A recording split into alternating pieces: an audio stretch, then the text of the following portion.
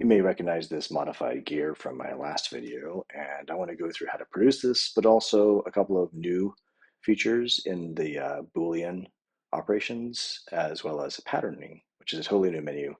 So to get started really fast, let's start with something super simple in the form of patterning. So if I take this, move it up to say 25, I can now do, so you'll notice on the group on the right-hand side, the group contains one box. Say pattern circular, and I say I want to do 10 of these, it's going to pattern that into 10, and it's going to put them all into this group over here. Okay, so that's easy and that's nice. There are a couple of other sort of permutations of this, but I'm going to do one other one really quickly, which is that when you pattern, you have the option of changing the center point. So you could say, I want to do it here instead of there, and that's going to move the center point of the pattern up there. And then the other pattern, which is obvious, is going to be the grid pattern. So spacing, the number, all that kind of easy and obvious stuff. There's those two features which are kind of useful, and I'm going to show you how this is applied for something real world. So from the gears that I was doing in the last video, I might want to mount this using three other holes or some other hole pattern. So the way I produce that hole pattern, if you look at the cylinder here, it doesn't have the ability to produce this sort of negative chamfer right there.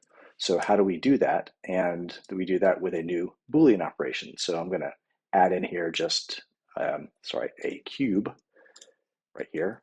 And wireframe allows us to see this a little bit easier. And the cube and that space there can be used to produce a stamp.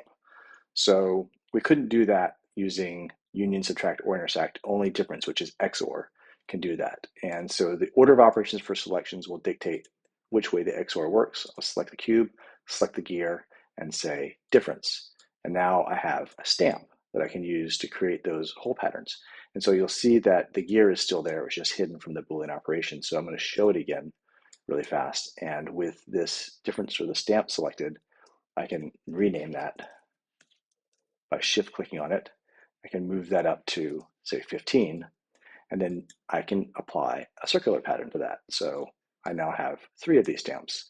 So if I go into the tool selection and I select those as red for tool because we're going to do a subtraction operation, and then I click on the gear, use object, I can Boolean subtract. And I have now produced this gear using a stamp that I created from another Boolean operation. So otherwise there'd be no real way to produce this chamfer on the center. So I'm going to show you a couple of other things that are going to be kind of useful, new features in the sort of primitives space. I'm going to go in here and add a cylinder. So this gives us more options than we had before. This is a pretty basic cylinder. But now with cylinders, I can add a center bore easily enough. You could do that with a Boolean operation, but what you can't do with the Boolean operation now is that I could have a center bore and I can add a chamfer on that. So this doesn't give us the negative chamfer when you do that with a stamping, but this gives us the ability to make, more interesting shapes really, really quickly from primitives. There's one other thing that we can do here is that we have the ability to have the control over the fineness or the quality of the cylinder we're producing. And one other feature is you can do a negative chamfer. And a negative chamfer applies only to the bottom side because obviously you can then use this using other patterning and do a mirror and then Boolean them together to make other types of things. So that's kind of interesting. Another thing I want to talk about is that cylinders can be used to make other primitives.